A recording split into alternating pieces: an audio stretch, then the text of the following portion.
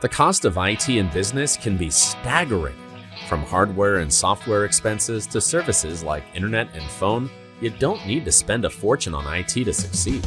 If your organization spends more than $500 monthly on any service, or you're considering signing a long-term contract, IT Enabled can help you manage your technology and minimize your costs. Contact us today to schedule a free consultation. IT Enabled, we're here to help.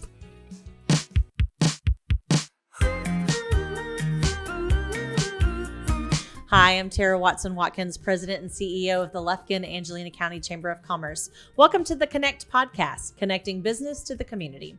I'm here today with my co-host, Blake Pollino of BP Media Group. So, super special holiday episode this week. We have Captains Jenifer and Cavon Phillips from the Salvation Army here to talk about all of the different programs that they have. And there's a lot. There's so much that they do here in this community. They talk about all the ways that you can be involved if you want to go ring the bell for the kettle, if you want to be involved in all kinds of things that they have. Super great organization. So let's jump into that now. Well, we are thrilled to have both of y'all with us.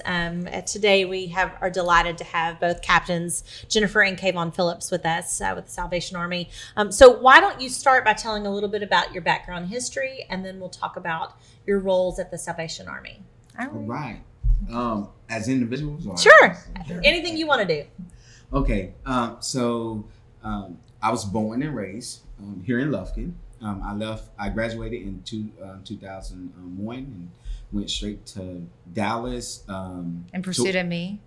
Yeah, in pursuit my girlfriend. She was my girlfriend at the time. We dated for 5 years, and then moved up to Dallas, where she were, and then from there went to college. I make a funny joke about. I've been to every Dallas community college. Nice. And it wasn't because I was smart, because I kept dropping out and getting back in. And try a different one. Yeah. So then after that, I just worked in various jobs for the Salvation Army. One where I stayed at for a pretty good while was I was the sports director, program coordinator at a Salvation Army Boys and Girls Club in Waxahachie, Texas.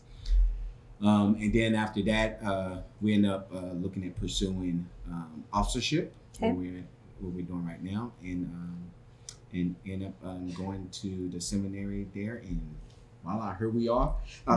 Yeah, here we are. I'll let her fill in the rest of.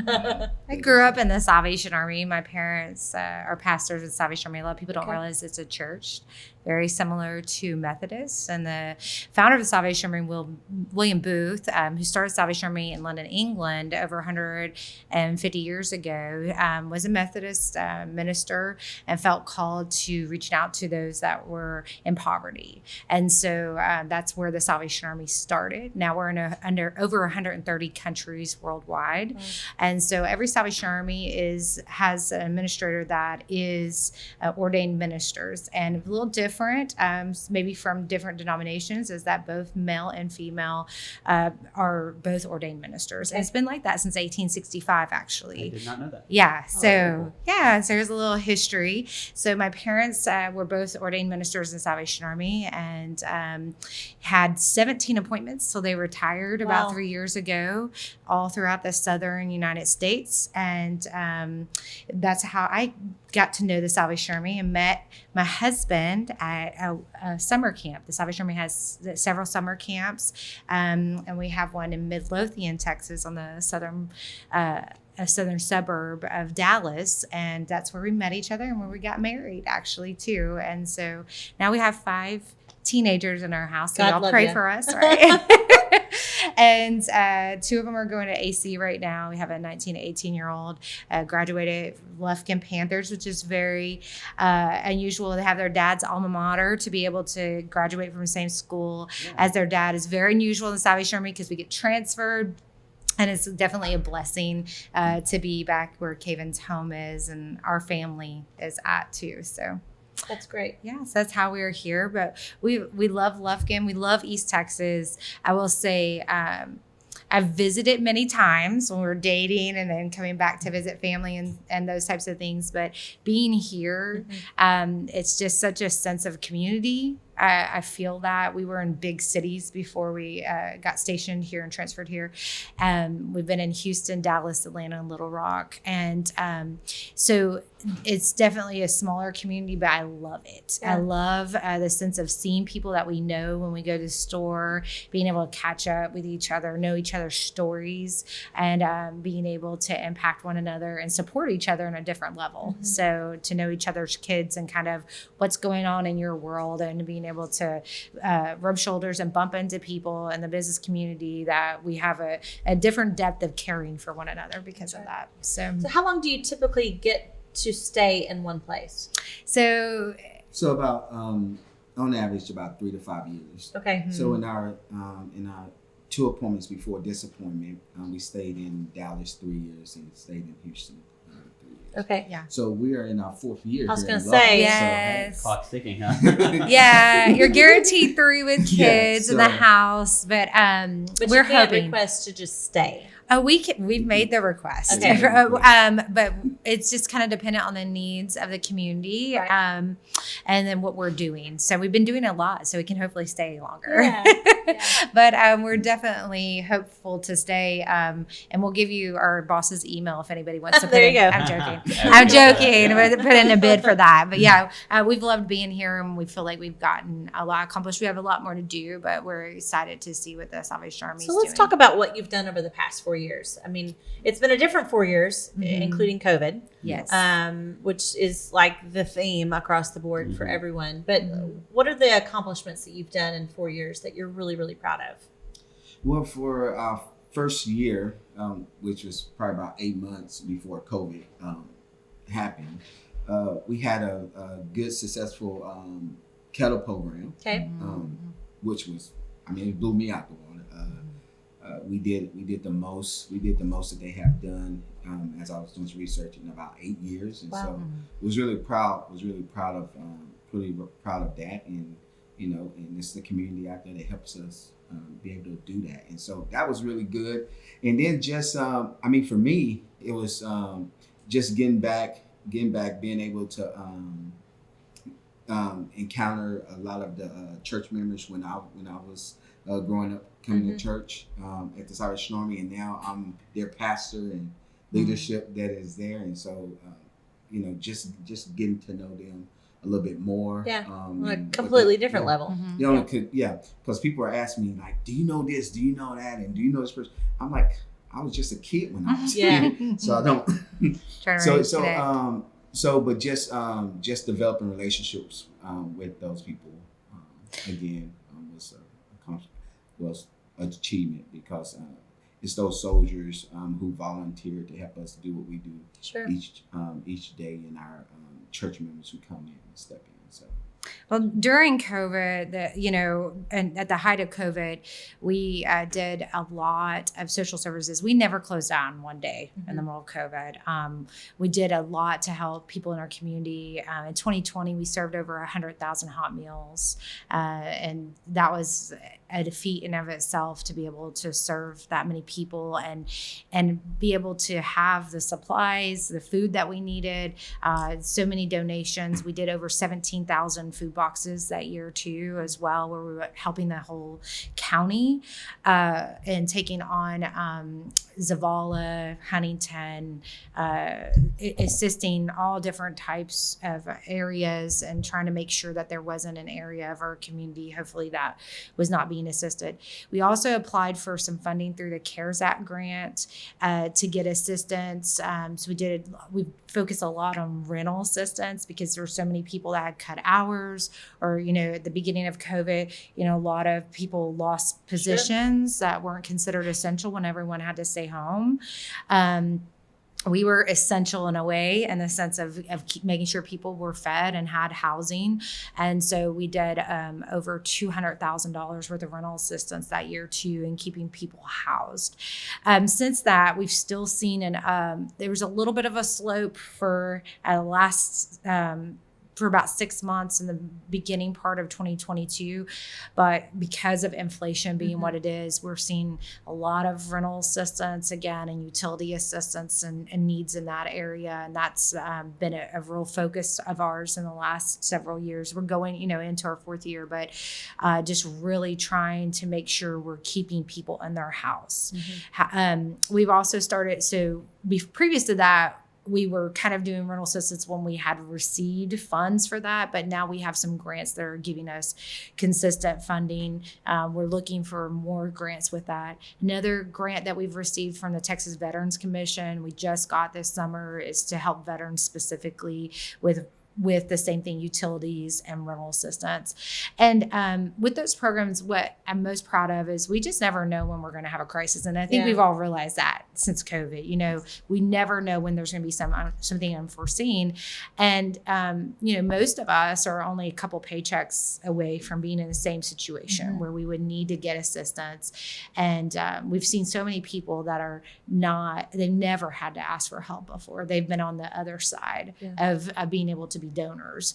And so keeping that in mind and then being able to hopefully fulfill their needs and being able to keep them into housing, or being able to just think outside the box and try to see how can we help you, be your encouragement, your cheerleader, try to help you.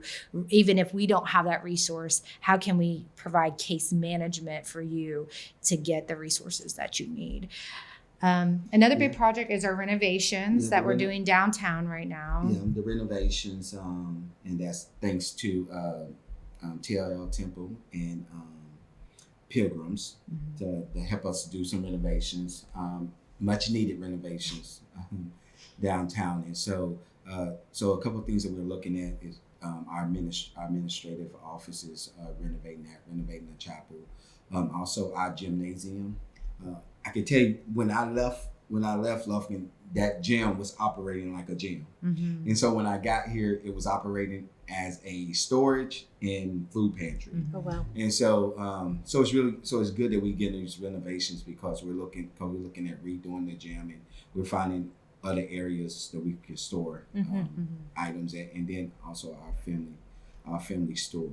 But also, I do want to say during the 4 years that we have been here, we have did some stuff that the Salvation Army hasn't done here, and that was we received food boxes from our disaster warehouse in Arlington, where we pretty much did senior boxes, where we went door to door and offered people boxes of food.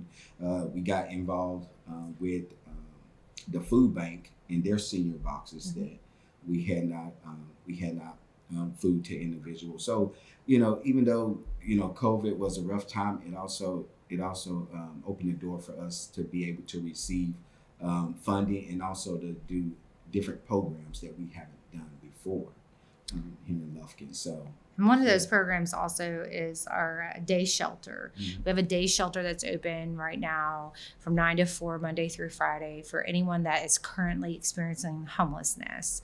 So in that shelter, they can come in and get a shower, do laundry, get a hot meal. Computers are available, and we do case management with them, set goals, because a lot of times people have some barriers. Just something simple as getting your identification, those things can be difficult, especially. So just trying to help them overcome some of those barriers. And then we have homeless prevention services. The way I like to describe that is comparative to medical care. If someone is at risk or in a crisis, we want to try to prevent. If your blood pressure is real high, you start taking measures to try to prevent a stroke. And so the same way, we don't want to wait for someone to get into homelessness. If they're needing rental assistance or needing those resources to get them assistance, we want to try to do homeless preventative services. And then when someone does find themselves in homelessness, we want to get them into housing as quickly as possible. The longer someone is experiencing homelessness, the more crises they encounter. So those are some new programs that we've started since we've been here as well, those 3 programs.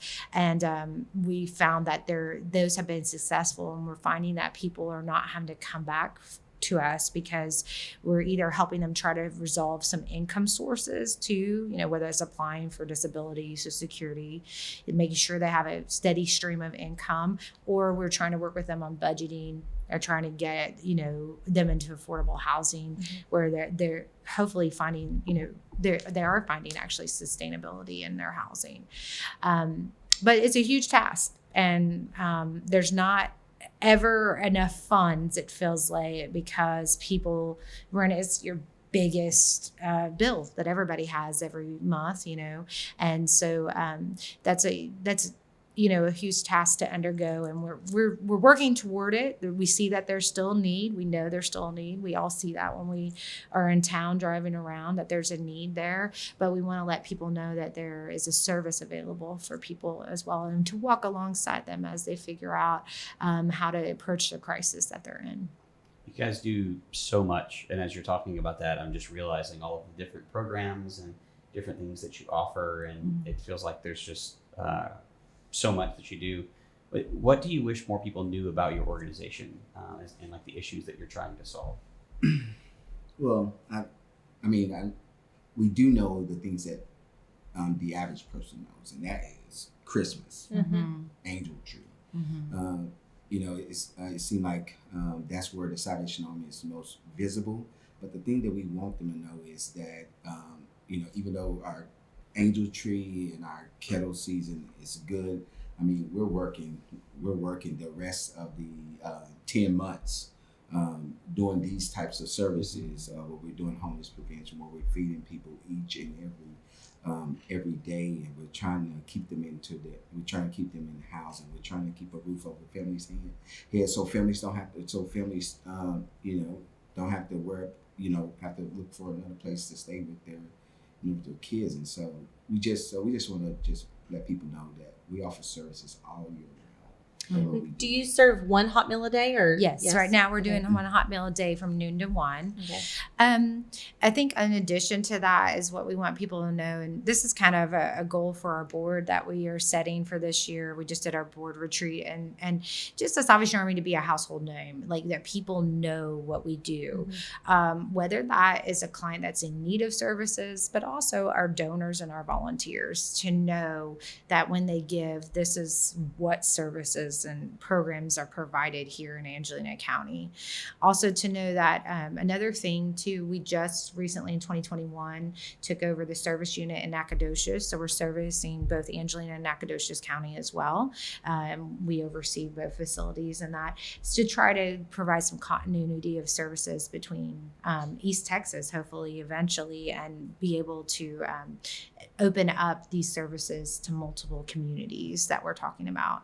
So, and in Nacogdoches, to plug in that for that too, right now we're providing rent and utility assistance in Nacogdoches as well. And how many times can somebody ask for assistance for rent and utilities? It's kind of a case-by-case basis, but usually once a year is, what we ask of people. We work with people individually if they've got multiple crises going on, but as much as possible, we try to limit services to once a year. That's great. So what are your most urgent needs right now? I think for any nonprofit here in this community is funding and awareness of what is taking place for each nonprofit, and volunteers. I would say too, definitely volunteers. So that's the biggest. That's the biggest need, is just getting the word out, letting people know that our services are there. But with letting people know, we need to have funding to back it up, so that we can assist them. And it's not just grants, but it's also private funding. Yeah. Yes, both. Yeah, definitely. And I think like those go hand in hand. When people see what you do, it makes a difference, and they want to give. And definitely there's all kinds of studies out there right now, especially the generation that's coming up. They want to be involved in their giving. That's understandable. So just encouraging people to get involved. And Christmas is a great time to do that. But then also throughout the year, that Christmas is our volunteer opportunity especially with kettles, like it's a great way to give back, but you don't always see the clients. I do say though, every time I go to do kettles and ring the bell, you're going to have people walk up to you and tell you how the Salvation Army has impacted their life. And so there is an element of seeing some clients, but like Angel Tree, on the day that we do Angel Tree, which is December 21st, we'll be at the Civic Center again this year, giving out the gifts. Everybody gets to be Santa that day. It's great. It's amazing. You will walk away blessed to be able to give those gifts out. And a shout out, we're doing Community Christmas this year, and we're working with other partners in the area. So Deep East Texas Resource Center and Love Inc. will be a part of that this year, and the Ministerial Alliance too. So we have some other community partners coming together. So get involved this Christmas, get your feet wet with that, but continue throughout the year, because there's nothing like serving a hot meal to somebody. Or you can even come into the family store if you want to like just decorate a window and utilize your fashion sense that way. But at the same time, you're going to see client services in every program we do, because on the flip side of that, you might be decorating a window and a client comes in with a voucher that's homeless, and you see how we give back in that way. And there's still a touch point with clients no matter what you do. But just encouraging people to get involved in volunteering. Also, we need volunteers just to help us answer phones, all the callbacks. We are seeing huge, like I said, increase in volume. Some days we have 100 to 200 phone calls a day with different assistance, whether it's food boxes, utilities, or rent, especially during Christmas time, needing angel trees and those types of things. So just like the volume of trying to catch calls and doing phone calls back and those types of things, making sure people bring in the right documentation, that type of stuff. If people are able to do that, that's just a wonderful opportunity to have a touch point with clients and feel and see how your time and your energy is giving back to that. So we just want to encourage people to volunteer if they can, and give what they can. Plug for the kettles and ringing the bells this Christmas. When can you start signing up for that? Because Annalie has already said, Mama, I want to ring the bell. Yes. Well, it's live right now. Okay. So register to ring.com. Registertoring.com. I'm going to go as soon as we finish this. Yes. And You'll so put it on there. So you just go in, you type in your name, you create a user profile, and you can choose whatever day and time that you want to, and location that you want to ring at. Okay. Right. Good. She wants to go to Hobby Lobby. Yes. I'm telling you. Get We some went there shopping today. done She's too. like, Mama, well, I'm going to ring that bell this year. I said, okay. She said, don't you forget to sign up. I said, I know who to call. Right. So in that, like 2-hour slots, and if you want to get like a group of people, I just really It's so encourage. much fun. It is. Get a group of your friends, and you can take a couple of hours. It's a great way to encourage generational giving and teaching like your family to give back. Same thing with Angel Tree. You'll see those go out November 1st. Those will start going out all over different areas and department stores and those types of things. But if you want one, just call us directly too.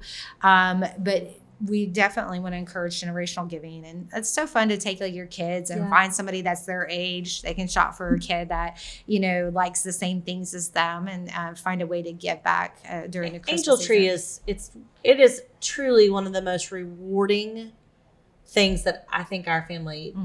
It's such a blessing back to us. The problem that we have is that Annalie wants to wrap everything because she wants. I'm like, no, we have to put it in a garbage bag. She's like, no, we're gonna wrap it. I'm like, no, we can't do that. She's raised right she to wrap wants your to wrap gifts, it, girl. right? And we empty piggy banks and put a Ziploc bag in the car when the kettle is out, because she thinks that I get like coal. I'm like, baby, we have already given 3 times today to the bells. Well, Mama, you can't walk past it without putting money in. So we just put a Ziploc in the car, and I just say, That's so great. Get some change out of your Ziploc. I love that. Yeah, I love You're that. not passing a bell or kettle without Annalie putting money in there.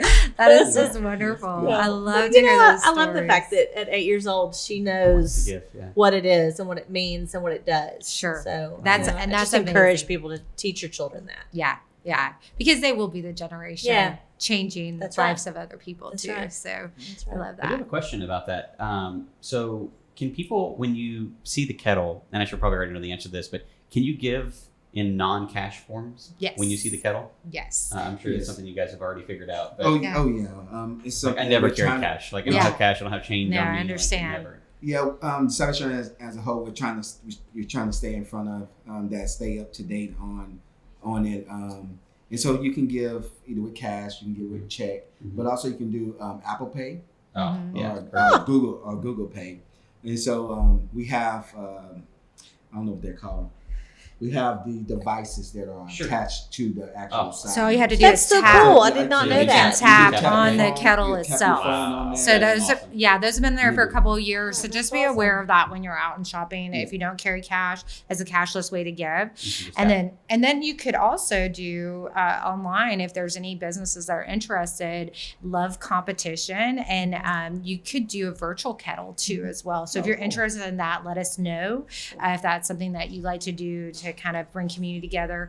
Angel Tree too, another opportunity for businesses to get involved. Instead of doing White Elephant this year, why don't you build community within your own business and organization? Give some funds, go out shop for an angel. And it's a great way to give back to your community at large, but also a way to build community within your business.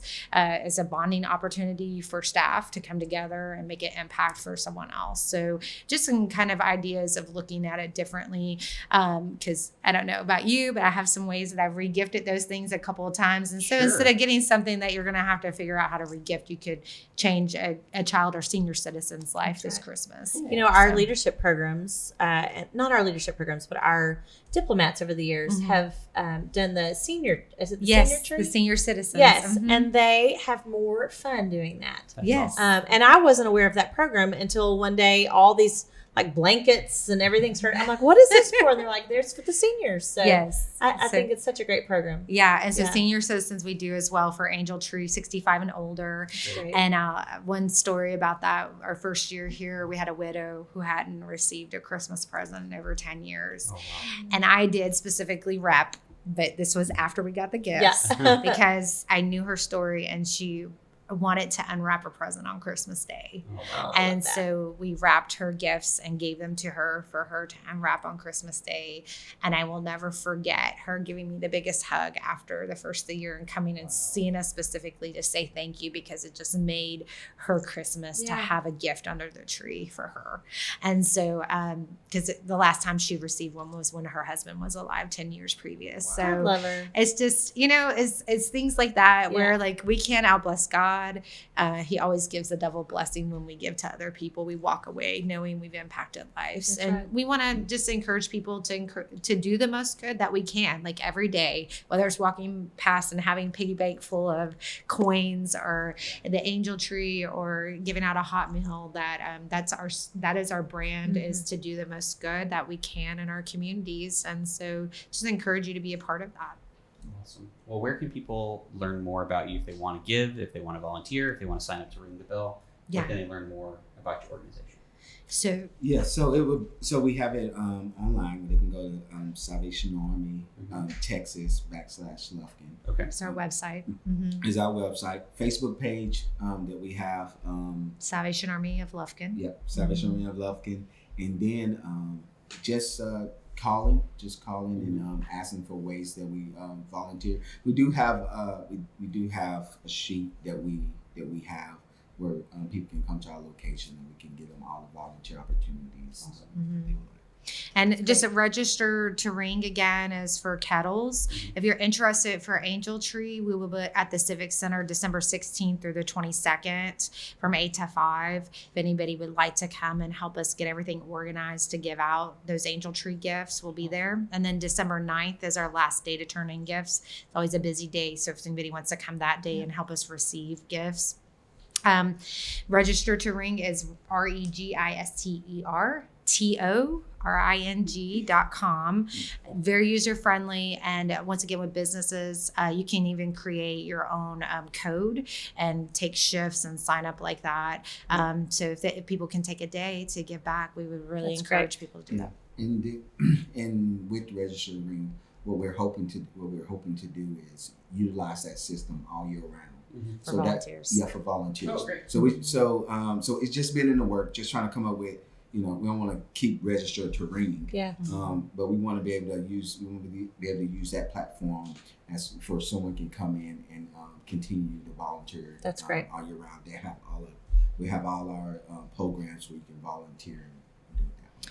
And one last plug, as we are doing renovations, most of our services, utility rental assistance, hot meals are at 305 Shands for the time being, right off of Hill Street, right beside the health district there. But we still have our family store open and doing food boxes at 412 South 3rd Street. So that's where everybody knows we are and traditionally been. But so if they're dropping off angel tree gifts and stuff like that, as we get through Christmas, or need to come by and see us, or want to make a donation of some sort, please feel free to come by 305 Shands until we get all of our renovations completed. Awesome. All right. Well, thank you guys so much for your time. Appreciate thank you. coming on the podcast and sharing everything with us. Well, thank you. Thank you so much for listening to the podcast again this week. We truly appreciate your support. Please go to Register to Ring and reach out to Salvation Army if you have the ability to donate your time or your money or anything else that you can give this organization that does so much in the community. Thank you so much for listening to the podcast again this week, and we will see you next week.